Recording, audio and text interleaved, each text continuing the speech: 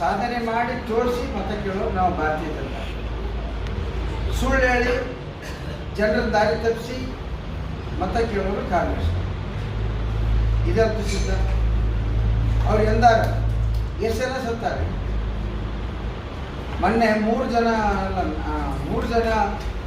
Doctors ಅತ್ಯಂತ ಎಕ್ಸ್ಪರ್ಟ್ಸ್ನ ಏನು interview ಆಯಿತು ಟಿ ವಿ ಮಾಧ್ಯಮದಲ್ಲಿ. ಅವ್ರು ಹೇಳಿದ್ದಾರೆ, ಏನಂತ ಹೇಳಿದ್ದಾರೆ, ಎಷ್ಟು ಸೇಫ್ ಆಗಿದೆ ನಮ್ಮ ದೇಶದ ವ್ಯಾಕ್ಸಿನ್ ಅನ್ನೋದನ್ನು ಅವರು ಹೇಳಿದ್ದಾರೆ.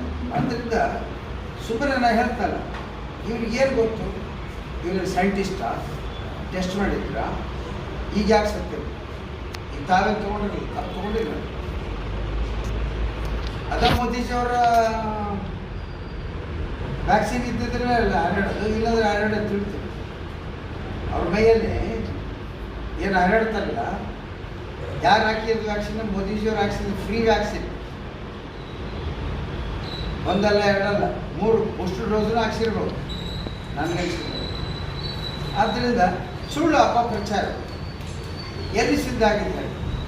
ಎಲ್ಲೋ 7 ಲಕ್ಷಕ್ಕೊಬ್ಬರಿಗೆ. ಅದಕ್ಕೂ ಅವರವರ ಆರೋಗ್ಯಗಳು ಸಮಸ್ಯೆಗಳನ್ನು ಇರ್ತವೆ. ಯಾರಿಗೋ ಬಿಪಿ ಇರ್ತದೆ, ಯಾರಿಗೋ ಹೈ ಶುಗರ್ ಇರ್ತದೆ. ಅದನ್ನು ತೊಗೊಂಡೋಗಿ ಕೋವಿಶೀಲ್ಡ್ ಇರ್ತದೆ. ಈಗ ಅಂದರೆ ಯಾರು ಸತ್ಯ ಇಲ್ಲ. ಇದು ವೈಜ್ಞಾನಿಕವಾಗಿ ವಿಚಾರ ಮಾಡಬೇಕಾದಂಥ ವಿಷಯ. ಅದನ್ನು ಬಿಟ್ಟು ಅಜ್ಞಾನಿಗಳ ಜೊತೆಯಲ್ಲಿ ಮಾತಾಡೋದಕ್ಕಾಗಲ್ಲ. ಏನು ತಾನೇನು ಎಕ್ಸ್ಪರ್ಟ?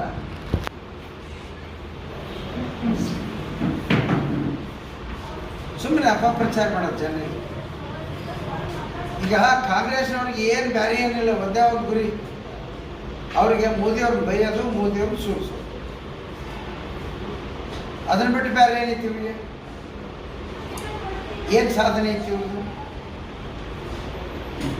ನಾ ಹೇಳ್ತೇನೆ, SC/ST ಸಮುದಾಯದ್ದು 25,000 ಕೋಟಿ ಹಣ ಈ ನಮ್ಮ ಬೇಡಿಕೆ ಇದ್ದಿದ್ದು ಕೊಪ್ಪಳ ಆಲ್ಮಟ್ಟಿ ರೈಲ್ವೆ ಲೈನ್, ಅದಕ್ಕೂ ಕೂಡ ಇವತ್ತು ನಮ್ಮ ಸಂಸದರು ಗದ್ದಿಗೌಡರು ಚಿತ್ರದುರ್ಗದಿಂದ ಆಲ್ಮಟ್ಟಿವರೆಗೂ ಈಗಾಗಲೇ ಆ ಯೋಜನೆಗೆ DPR ತಯಾರು ಮಾಡಲು, ಡೀಟೇಲ್ ಪ್ರಾಜೆಕ್ಟ್ ರಿಪೋರ್ಟ್ ತಯಾರು ಮಾಡಲು ಅನುಮೋದನೆಯನ್ನು ಸರ್ಕಾರದಿಂದ ಪಡೆದುಕೊಂಡಿದ್ದಾರೆ. ಆ ನಿಟ್ಟಿನಲ್ಲಿ ಕೇಂದ್ರದ ಕಿಸಾನ್ ಸಮ್ಮಾನ್ ಯೋಜನೆ ಇರ್ಬೋದು, ಉಜ್ವಲ ಯೋಜನೆ ಇರ್ಬೋದು, ಹೀಗೆ 10 ಹಲವಾರು ಯೋಜನೆಗಳ ಮುಖಾಂತರ ದೇಶದಲ್ಲಿ ಅಭಿವೃದ್ಧಿಯ ಪಥವನ್ನೇ ಪ್ರಾರಂಭಿಸಿರುವಂಥ ಮಾದೇಶಿಯವರ ಈ ಒಂದು ಕಾರ್ಯಕ್ಕೆ ನಾವು ನೀವೆಲ್ಲರೂ ಕೈ ಜೋಡಿಸಿ ಇವತ್ತು ವಿರೋಧ ಪಕ್ಷದವರಿಗೂ ಕೂಡ ವಿನಂತಿ ಮಾಡಬೇಕು. ಯಾಕಂದ್ರೆ ಅಲ್ಲಿ ಯಾವ ಅಭ್ಯರ್ಥಿನೂ ಕೂಡ ಮೋದಿಜಿಯವರ ಸರಿಸಮನಾಗಿ ಅಥವಾ ಅವರ ಒಂದು 25% ಕೂಡ ವ್ಯಕ್ತಿತ್ವ ಇರ್ತಕ್ಕಂಥ ವ್ಯಕ್ತಿ ಯಾರೂ ಇಲ್ಲ. ಆ ಕಾರಣದಿಂದ ಇವತ್ತು ಈ ದೇಶಕ್ಕೆ ಮತ್ತೊಂದು ಅವಧಿಗೆ, 3ನೇ ಅವಧಿಗೆ ಪ್ರಧಾನಿಯನ್ನಾಗಿ ನರೇಂದ್ರ ಮೋದಿಯವರನ್ನು ಮಾಡಬೇಕಾಗಿದೆ. ಆದ್ದರಿಂದ ತಮ್ಮಗಳವರು ಕೂಡ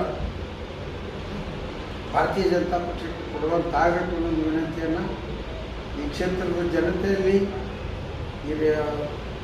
ನಮ್ಮ ಜಿಲ್ಲೆಯ ಜನತೆಯಲ್ಲಿ, ರಾಜ್ಯದ ಜನತೆಯಲ್ಲಿ ಮತ್ತು ರಾಷ್ಟ್ರದ ಜನತೆಯಲ್ಲಿ ತಮ್ಮ ಮೂಲಕ ನಾನು ಭಾರತೀಯ ಜನತಾ ಪಕ್ಷಕ್ಕೆ ಹೆಚ್ಚಿನ ಮತವನ್ನು ಕೊಡಬೇಕು ಅಂತೇಳಿ ವಿನಂತಿ ಮಾಡಿಕೊಳ್ತೇನೆ.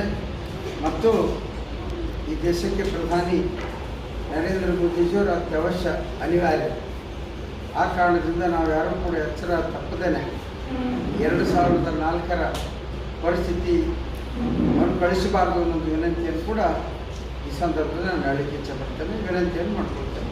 ಭಾರತೀಯ ಜನತಾ ಪಕ್ಷವನ್ನು ನಮ್ಮೆಲ್ಲ ಕ್ಷೇತ್ರದ ಮತದಾರ ಬಂಧುಗಳು, ವಿಶೇಷವಾಗಿ ತಾಯಂದಿರು ಬೆಂಬಲಿಸಬೇಕು, ಆಶೀರ್ವದಿಸಬೇಕು. ಕಮಲದ ಚಿಹ್ನೆಗೆ ತಮ್ಮ ಮತವನ್ನು ಕೊಡಬೇಕು ಅಂತೇಳಿ ವಿನಂತಿ ಮಾಡ್ತೀನಿ. ಧನ್ಯವಾದ.